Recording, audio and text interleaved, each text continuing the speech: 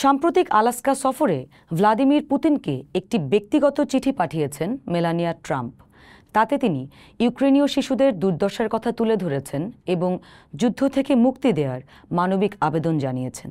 নিঃসন্দেহে এটি একটি ইতিবাচক বার্তা, কিন্তু প্রশ্ন জাগে, ইউক্রেনের শিশুদের জন্য এত মানবিক উদ্বেগ থাকলেও গাজার শিশুদের প্রতি কেন এই নীরবতা? গাজায় প্রতিদিনই হাসপাতাল, ত্রাণকেন্দ্র, আশ্রয়স্থল লক্ষ্য করে নির্বিচারে হামলা চালাচ্ছে ইসরায়েলি বাহিনী। হাজারো শিশু নিহত হয়েছে, আরও অনেকে অনাহারে বা আঘাতে কাতরাচ্ছে। যুক্তরাষ্ট্রের প্রত্যক্ষ সমর্থনে এই আগ্রাসন চলছে, অথচ মেলানিয়া ট্রাম্পের মতো প্রভাবশালী ব্যক্তি এই বিষয়ে মুখ খোলেননি। তাহলে কি শিশুদের জীবন মরণও ভূ রাজনীতির ভিত্তিতে বিচার হবে?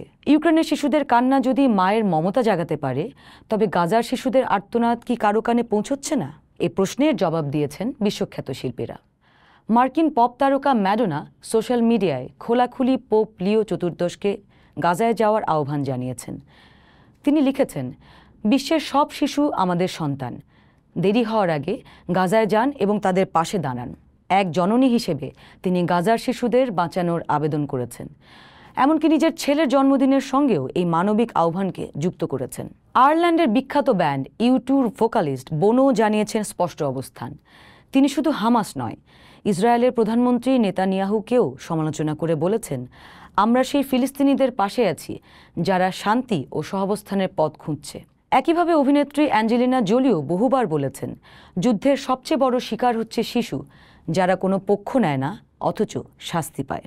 অন্যদিকে ইউক্রেনীয় শিশুদের বিষয়ে জাতিসংঘ সরাসরি রাশিয়ার বিরুদ্ধে যুদ্ধাপরাধ ও সম্ভাব্য গণহত্যার অভিযোগ তুলেছে। হাজার হাজার শিশু পরিবার থেকে বিচ্ছিন্ন হয়ে দখলকৃত অঞ্চলে নিয়ে যাওয়া হয়েছে বলে অভিযোগ। নিঃসন্দেহে এটি ভয়াবহ অপরাধ, কিন্তু গাজার শিশুরা প্রতিদিন একইভাবে নিহত হচ্ছে। এ পার্থক্য কেবল এক পক্ষকে শত্রু আর অন্য পক্ষকে মিত্র হিসেবে দেখা হচ্ছে। আজ মানবতার মূল প্রশ্ন হলো, এক শিশুর চোখের পানি আরেক শিশুর রক্তের দাগে ঢাকা পড়ে যাবে কেন? শিশুর জীবনের মূল্য কি ভৌগোলিক সীমারেখা বা রাজনৈতিক স্বার্থ দেখে নির্ধারণ করা হবে? যদি সত্যি মানবিকতা ও মমতা থাকে, তবে ইউক্রেন ও গাজা উভয় ক্ষেত্রেই সমান কণ্ঠ তুলতে হবে। নীরবতা এখানে আর নিরপেক্ষতা নয়, বরং ভণ্ডামি। পোস্ট দেখুন, ভাবুন, করুন, থাকুন পোস্টের সঙ্গে।